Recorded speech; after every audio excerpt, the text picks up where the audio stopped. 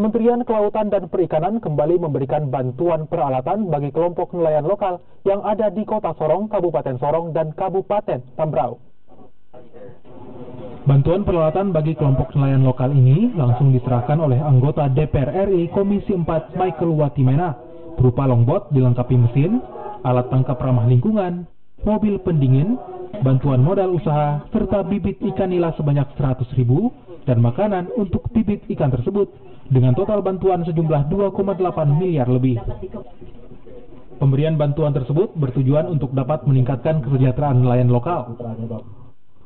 Nantinya di tahun 2019, Kementerian Kelautan dan Perikanan akan memberikan bantuan untuk kelompok nelayan lokal sehingga dapat menghasilkan produktivitas tangkapan yang memuaskan.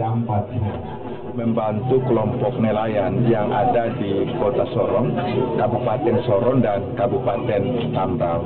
Semoga dengan bantuan dari Kementerian Kelautan dan Perikanan, ini bisa dapat membantu teman-teman dalam meningkatkan kapasitas yang awalnya itu belum ada bantuan.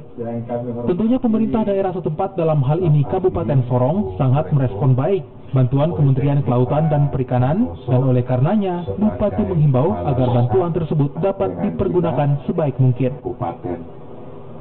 Betul-betul supaya bisa akan ada pendapatan lagi, supaya bisa menjadi pengembalian uang, supaya akan bisa menjadi modal bergulir lagi kepada masyarakat yang lain.